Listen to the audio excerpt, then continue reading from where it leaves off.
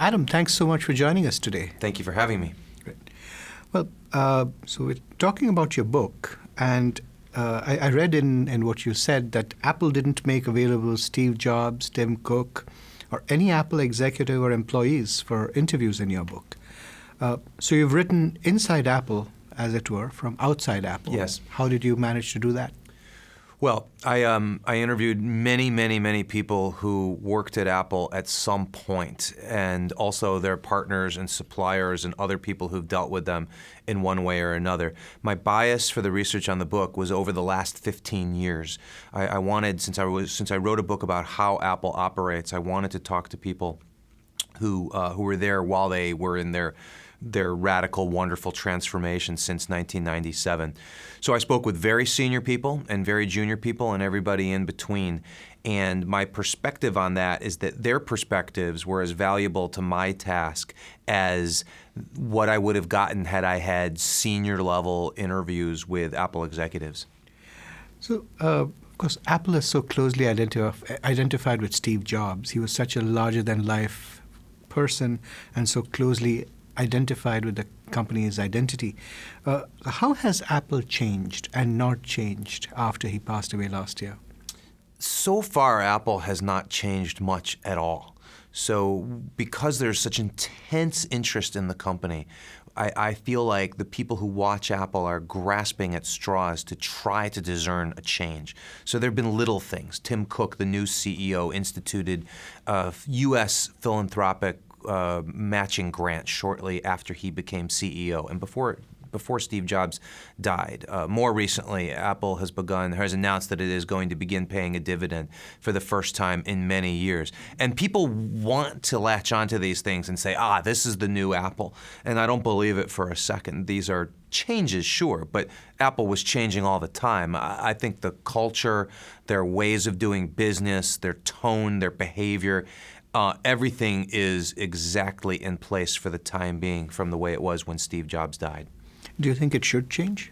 I think Apple will change. It will have to change, if for no other reason, because it's so much bigger and so much more complex than it was 15 years ago when Steve Jobs came back to the company that he had co-founded. So should it change? Sure. They will have to adapt to a new reality of being big, of having more scrutiny. For example, their secrecy will become more and more difficult over time. And I suspect they will try an intelligent approach to adapting to that difficulty rather than just trying to hold things off as long as possible. We'll come back in a bit to the question on secrecy, about which I have a few questions. But for now, why don't we talk about Tim Cook and his leadership style? Do you have a sense of how Cook is putting his stamp on Apple and how he should, in some ways, think different by not emulating Jobs in everything he does?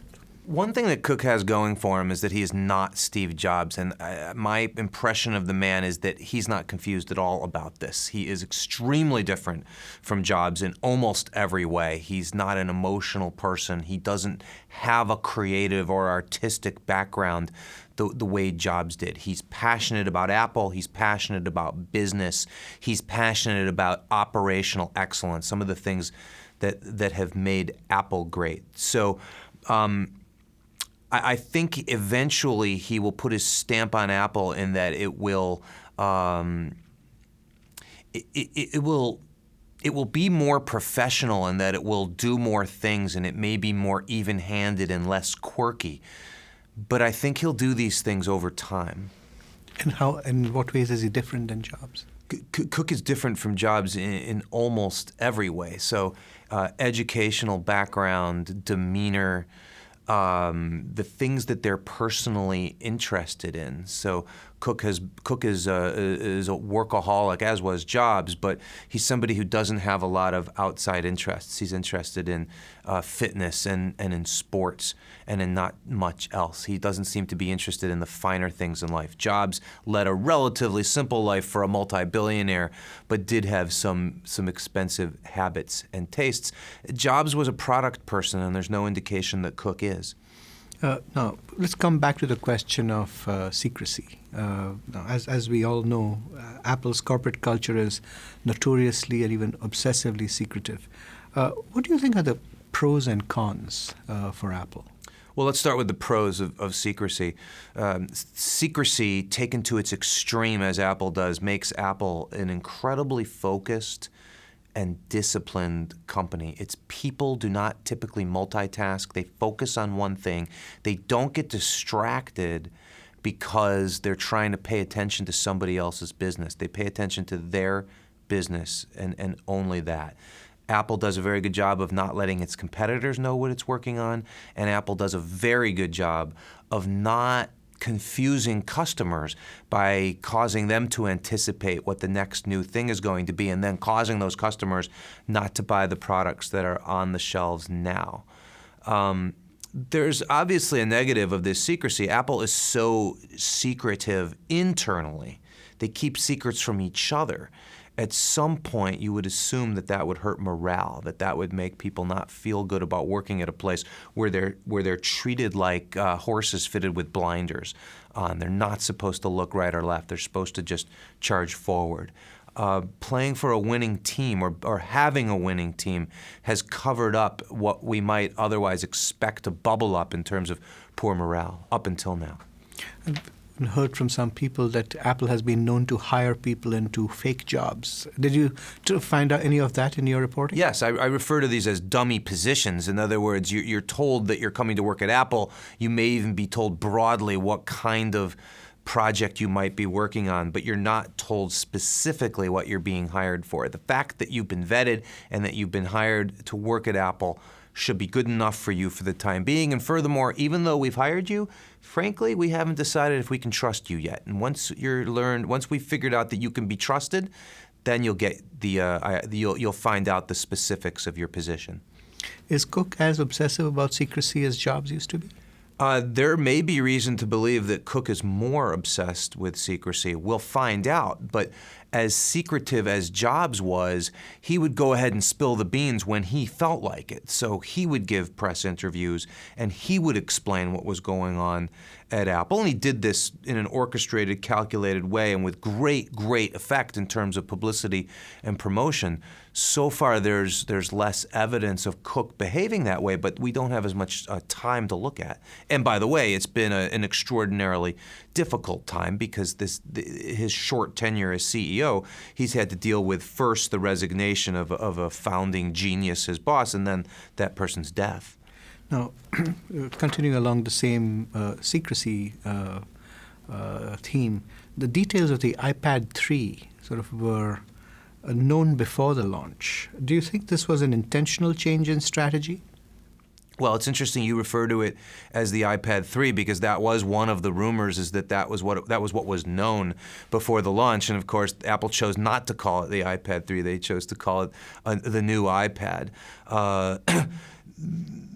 It's not unusual in past years for aspects of new products to leak out ahead of time. I think the dribble has become a little bit more of a flow. So no, it wasn't a huge shocker. There were still surprises with this announcement. If we looked at the transition from iPad 1 to iPad 2, we might have assumed that the iPad 2 would be phased out. It's not going to be phased out. Of course, the name also was a surprise. But no, I don't think it's terribly shocking that we knew that they were going to go to better screen resolution. These things will come out because suppliers can't be kept completely quiet. Now, your book has an unconventional organization chart right in the beginning called Apple Score. Help us understand, how do you think Apple's hierarchy works? Do their people operate in ways that are independent of the org chart, and if so, how? Apple is a military-like command and control organization where people lower down in the organization manage up. They are constantly preparing their boss, who may be preparing their boss and their boss for a presentation to the CEO or to the executive team. So people below manage up and people at the top manage down, where information is held very tightly at the top. And the only information that seeps down is the information that senior management wants to seep down, which includes, by the way, rapid and thorough feedback on product development that is underway. So the org chart is such that the CEO does not have to reach far down into the organization to get very good information. And I presented the org chart of my own design, of our design actually at Fortune magazine, as a circle. This isn't necessarily, this does not mean that this is how Apple draws the org chart. They don't draw an org chart, by the way, because they don't like org charts. They don't want to disclose what it looks like. But the circle enables me to show how close the CEO is to everybody who's doing the work in the organization.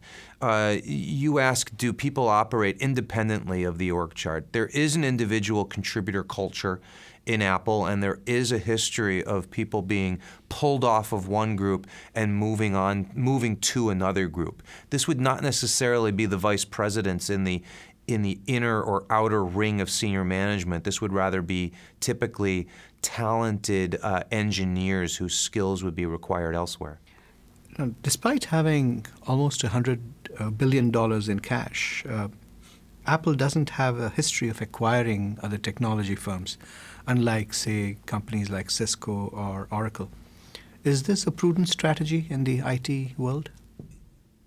Apple's lack of major acquisitions to date is beyond prudent. I think it's almost a truism that if this is the way the world's most valuable company does it, then it must have been prudent for them.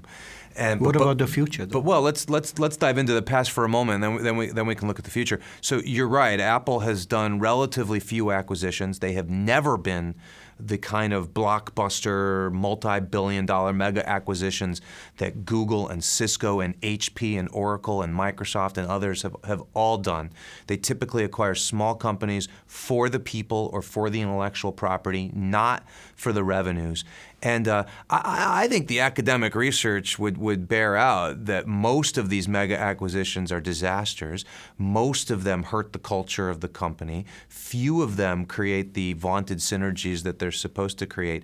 And so, yes, I will go so far as to say that I do not see Apple doing a mega acquisition for the foreseeable future. And if they do, it will be a sure sign that their culture has changed radically. Will Apple find it easier or harder to hire disciples without the lure of jobs? Apple will find anything that requires a personal touch to be harder without Steve Jobs. Steve Jobs, for all of his many qualities, was an incredibly charming and charismatic suitor. He could woo talent like nobody else, and he would paint a very compelling vision about why you want to come to work at Apple. Now, part of the script will remain, and it will be accurate, and it won't necessarily require Steve Jobs' reality distortion field. Tim Cook and others will still be able to look a recruit in the eye and say, if you want to come do the best work of your career, if you want to come to the only company that created the iPad, the iPhone, and the iPod, and so on, then come to Apple. But I would... I think I infer from your question that it won't be the same if the message is not delivered by the master. I would agree. What do you think is the biggest threat facing Apple today? I think Apple's biggest threat today is its size and complexity. This company has thrived on simplicity. It has mastered the art of simplicity for such a big company.